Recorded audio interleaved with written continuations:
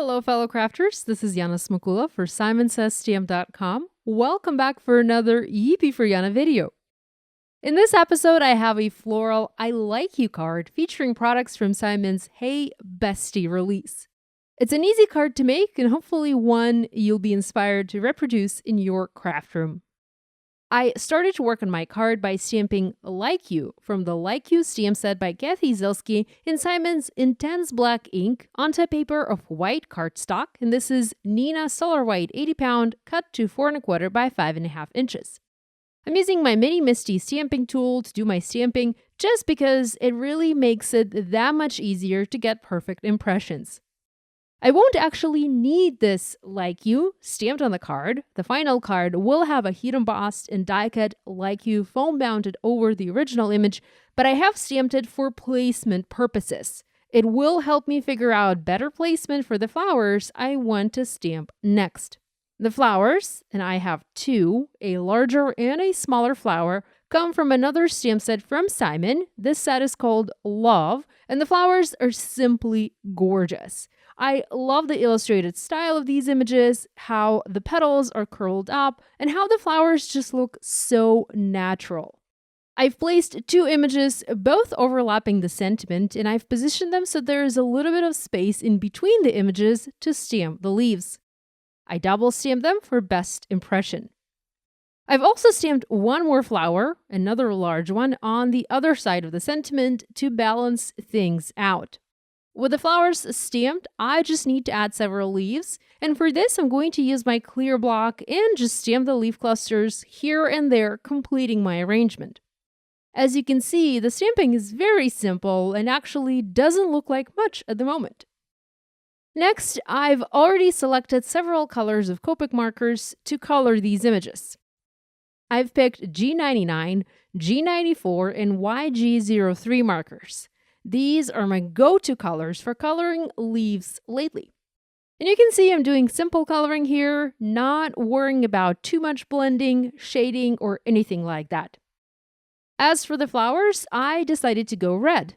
I typically use a lot of pinks for my cards, but with Valentine's Day being not that far away, I feel more and more inspired by red.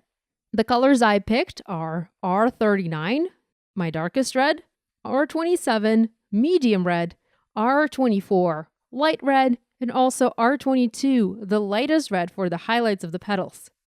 Again, I'm doing simple coloring, just following the stamped lines of the images to add color. I went ahead and colored all of the flowers and leaves, and with the coloring done, you can see that some of the detail on the flowers got lost.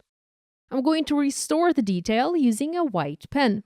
For this, I'm using my white Sakura pen in size 8 to color the flower centers white, and this instantly helps the flowers pop. And I'm also using the same pen to add white detail to the petals of my flowers. Again, this adds a ton of interest and details to the flowers and really helps them stand out on the card. I've gone ahead and prepped a die cut sentiment for this project. For this, I heat embossed Like You in white embossing powder on Schoolhouse red cardstock, and have cut it out using a coordinating die in my Spellbinder's deep sea die cutting machine. I'm going to foam mount the sentiment onto the card, but before I do that, I want to fix any heat embossing imperfections that I have on the die cut. I can easily do that with my white pen, the same one that I used for the flowers. It probably doesn't show much on camera, the embossing probably looks nearly perfect, but there are some spots where the embossing powder missed the paper, and I have red show through the embossing powder. Using a white pen to cover that up really helps.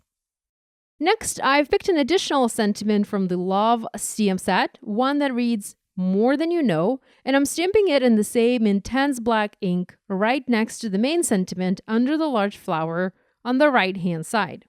There's also a letter I in the stamp set, and I'm stamping it as well, completing my sentiment, which now reads, I like you more than you know. The stamp set comes with a small heart cluster, and I decided it would be nice to stamp the hearts here and there, scattering them around the panel. I stamped them in 3 sections on the card, forming a visual triangle around the sentiment and the flowers. I also used my red markers and colored one heart red in each of the clusters. I trimmed the panel to 5.5 by 4 inches and adhered it to an A2 red top folding card base. Finally, I picked some flat white sequins from Simon. These come from the classy sequin mix, and adhered them in place using Simon's Craft Tacky Glue and my trusty Crystal Katana tool. Our card is finished. I love the way it turned out and also how easy it was to make it.